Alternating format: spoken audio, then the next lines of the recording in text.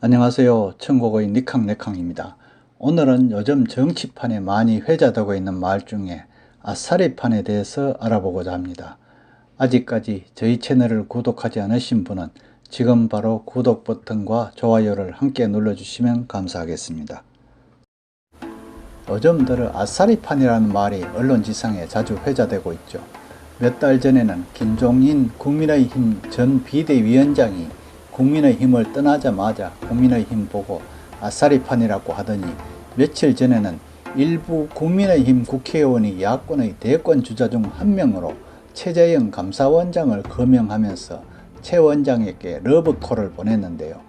최재형 감사원장의 부친께서 정치판을 아싸리판이라고 해서 아싸리판이 또 한 번 관심을 갖는 말로 회자되고 있답니다.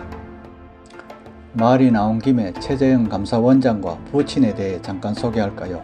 최재형 원장은 경기고 서울법대를 졸업하시고 판사 출신으로 서울가정법원장까지 하셨으며, 이번 정부에서는 감사원장을 하신 분으로 미담 제조기라고 불릴 만큼 선행을 많이 하셨답니다. 자신의 원칙에 따라 살아오신 분으로 평가받으며, 아버지는 한국전쟁 때 해전에 나가 전투를 승리로 만든 주역으로 영웅시되고 있죠. 또 다른 집 아이를 입양하여 키우는 등 집안이 국가와 사회에 이바지를 많이 했으므로 이 집안을 좋게 생각하는 분들이 대부분이죠. 물론 대통령에 출마한다면 엄청난 검증 절차가 남아있기는 말이죠. 며칠 전 최재형 감사원장의 아버지는 대권 도전을 두고 고심 중인 아들에게 정치 참여에 반대한다는 의사를 전달했다고 하네요. 채널A는 지난 22일 최 원장의 부친인 최영섭 예비역 해군 대령과의 전화통화 내용을 단독으로 보도했는데, 최 대령은 인천 쌍육 작전의 영웅으로 최 원장이 가장 존경하는 인물이기도 하답니다. 최 대령은 채널A와의 통화에서 얼마 전 둘째 아들은 최 원장을 말하죠. 둘째에게 정치 이야기가 나오는데 아싸리판, 그 복잡한 세상에 발을 들여놓지 말고 들어갈 생각도 하지 말라고 했다고 밝혔네요. 여기서 아싸리판이란 말이 또다시 정치권에 등장했나봐요. 오늘 여론조사 결과를 봐도 최재형 원장이 등판하지 않을지도 모르는데 꽤 높게 나왔더라고요. 최 원장 가족에 대한 이야기는 여기서 줄이고 지금부터 아싸리판의 어원에 대해서 한번 알아볼까요? 결론부터 말씀드리자면 아싸리판이란 단어는 정작 사전에 실려 있지 않는답니다. 이것은 이 단어가 비교적 최근에 만들어진 것일 가능성을 암시하고 있죠. 몹시 어지러운 속세의 정치판을 난장판이라고 합니다. 개들이 진흙탕에서 물고 뜯으며 싸운다는 뜻의 이전 투구가 벌어지는 판이 개판이죠.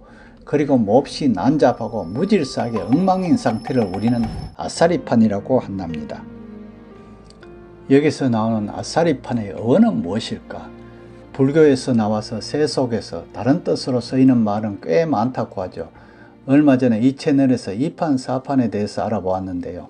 이판사판은 막다른 데에 이르러 더 이상 어찌할 수 없게 된 상황을 말하는데, 이 말도 불교에서 유래된 말입니다.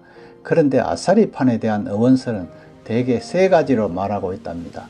이판사판에 대해서 보시려면 위에 나오는 자막을 클릭하시면 됩니다. 우리가 덕망이 높은 스님을 아싸리라고 말합니다.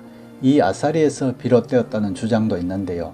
아싸리가 많으면 다양해서 깊은 의견들이 개진되고 토론하는 시간도 많이 걸릴 것은 자명한 이치죠. 이러한 모습을 피상적으로 보면 서로 자신들의 주장만 앞세우기 때문에 매우 무질서하고 소란스럽게 비춰질 수도 있답니다. 이런 연유로 무질서한 현장을 말로 잘못 사용되기 시작하여 오늘에 이르렀다고 합니다. 뭔가 혼란스럽고 무질서할 때 아싸리판이라는 말을 사용하는 건 분명한 것 같죠. 따라서 아수라들이 모인 장소에서 고성의 삿대질이 오가는 등 늘상 어수선한 분위기가 연출되었다고 합니다. 우리나라 국회에서 종종 이런 광경을 볼 수 있죠. 아무튼 아수라는 불교 용어로 싸움 좋아하고 화 잘 내는 사람이 가축으로 환생한다는 것을 말한답니다.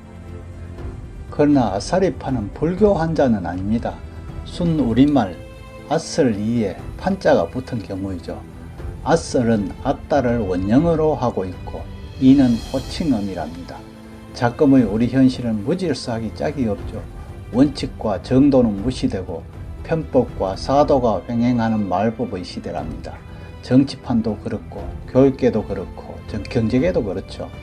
어느 분야 하나 원칙과 정도를 중시하고 순리를 따르는 곳이 없네요.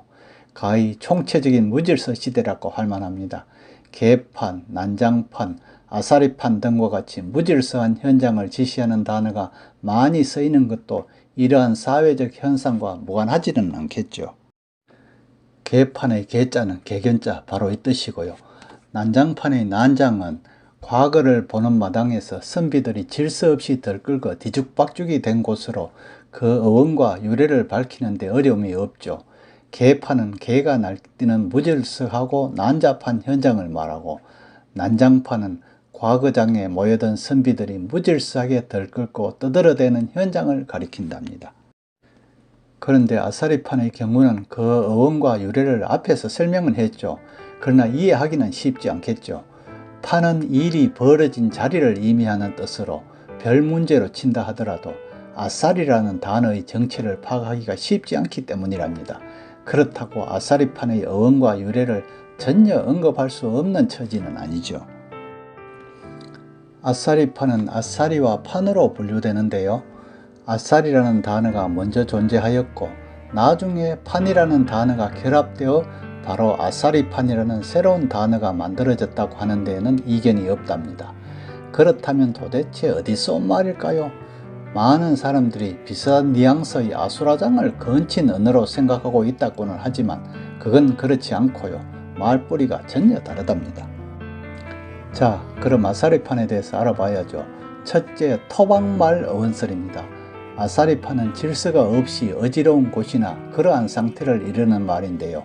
아사리는 토박이 말, 빼앗다의 옛말, 아따의 줄기, 아세, 관형사형 어미, 어를 붙이고 그 아래 사람을 붙이는 어미이가 붙어 아설이가 되고 이 말에서 아사리가 되었다는 것입니다. 빼앗을 사람이 많으니 빼앗을 사람과 빼앗길 사람이 한데 어울려 무법천지가 된 것을 비유하는 말이라고 한답니다. 따라서 밀고 당기면서 신체적인 성강이도 일어나고요. 이런 모습이 아사리판인데 예전에는 노름판에서 이런 모습을 자주 목격할 수 있었으나 요즘 정치판에서 자주 볼 수 있는 모습이죠. 둘째는 일본말에서 어원을 찾는데요. 일본말 아사리는 원래 조개의 일종인데 바지락 종류인 아사리는 다른 조개와 달리 바지락이 담긴 그릇은 흔들릴 때 사그락사그락 소리가 난다고 하여 아사리판이 나왔다는 것이라네요. 셋째는 인도 버무에서 유래하였다는 주장인데요. 산스크리트어에서 덕망이 높은 스님을 아사리라고 했는데 이것은 정행이나 괴범과 덕망이 높은 고성을 뜻하는 말이랍니다. 이 아사리를 중국어로 전사하여 아상리 혹은 아차리아가 되었다는 말도 있답니다. 아무튼 아사리판에 대해서는 다양한 어원설이 있으나 어느 하나 딱 부러지게 이것이다라고 설명할 수는 없지만 질서가 없이 어지러운 곳이나 그러한 상태를 말하는 것은 분명한 것 같습니다.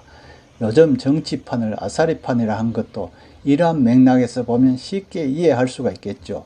국민의 대표로 뽑아준 사람들이 아사리판을 만들었다면 그건 그들을 뽑아준 국민에게도 책임이 있는 듯합니다. 다음 선거 때는 잘 뽑아야 나라가 안정되고 편안하게 잘 살 수 있겠죠. 이런 의미에서 다음 대통령 선거는 정말 사람을 잘 뽑아야 할 것 같네요.